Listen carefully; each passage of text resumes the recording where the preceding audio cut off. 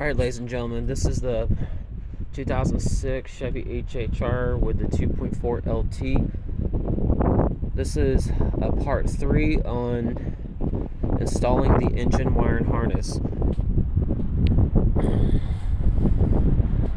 Now, as you know, is that I got it all installed, the whole wire and harness. It took me a couple hours because I ended up getting confused on why I had extra ground wires on this vehicle.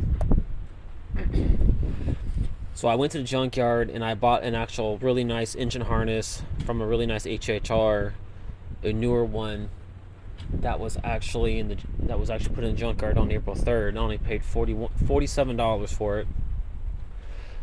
But when I brought it home, I didn't realize that the cam sensor plug was cut off. So I had to take the original connector that was on my other wiring harness and wire it here together really good.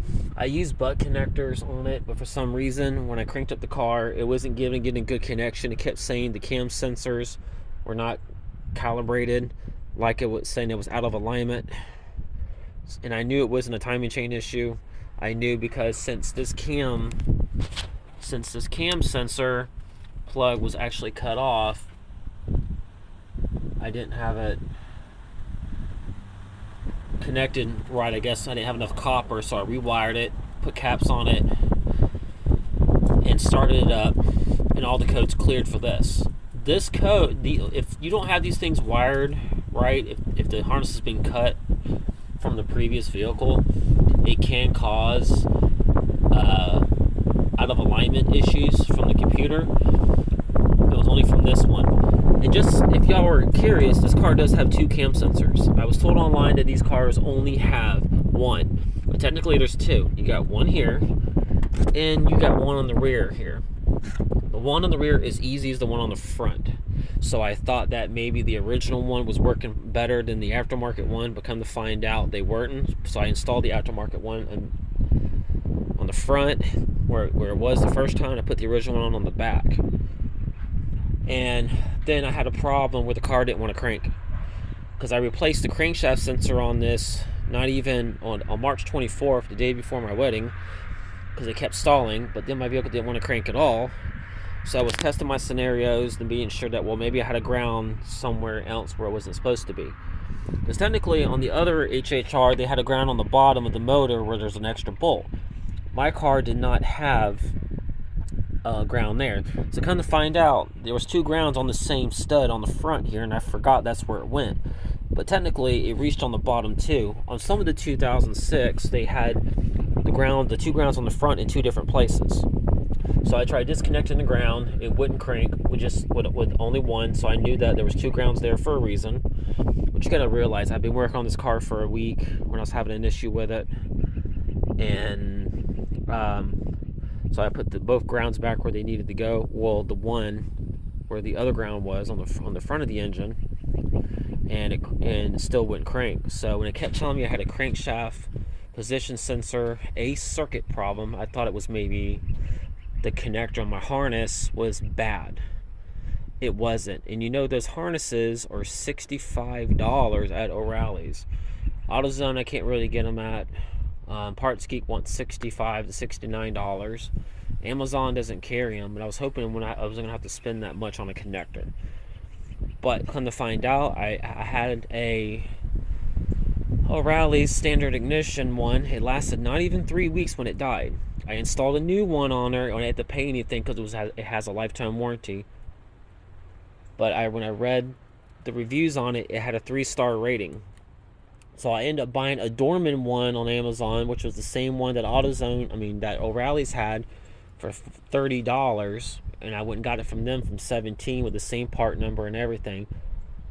And since Dorman's never gave me a problem, I'm going to keep that crankshaft sensor just in case this one keeps dying, because I'm not going to keep changing the crankshaft sensor because the standard ignition ones don't want to work properly. But after I installed it, it cranked up instantly. I tried it 7 times to verify, especially the following day. I cranked it yesterday morning, and it cranked instantly. I cannot guarantee this crankshaft's going to last 3 weeks. Let's just hoping that I had a defective one the first time. So also, if your crankshaft sensor, you don't think it's bad, always check your fuses in this fuse box to be sure, because you have a couple of fuses. Your main fuse, I'll show you what the main fuse looks like just in case y'all are curious. Here's your crank fuse for this vehicle. This is your main relay. These are like $10 to $20 online, or even in an auto parts store, and these are all the same numbers. So as long as you get the same 4-pin one, and you can get it from a junkyard, or you can buy them brand new. I sometimes can get them brand new because I don't want to take the chance of getting a bad one.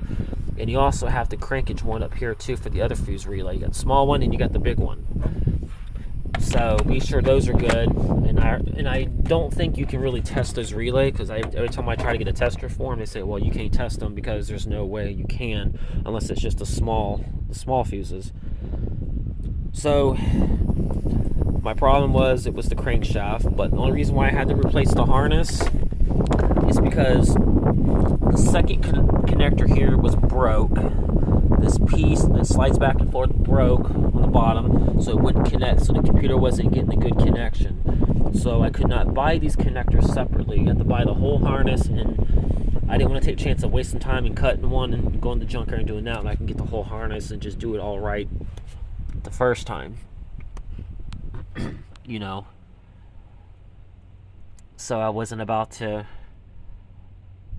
take any chances on that. So I'm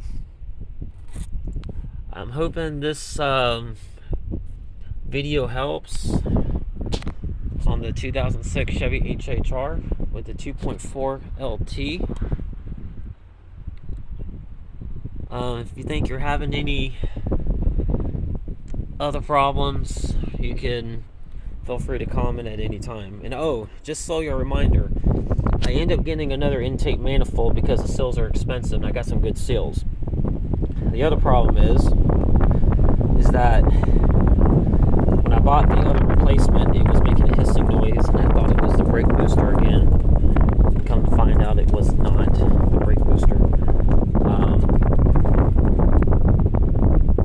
But always be sure that all that's connected right and everything. So I'm thinking there was a hole in this intake manifold. So when I put the old intake manifold on and switched the gaskets over and everything, it wasn't hissing anymore. So I know that was the issue. I hope this video helps on the 2006 Chevy HHR with the 2.4 LT on installing the wiring harness. And this was part 3. Have a great one.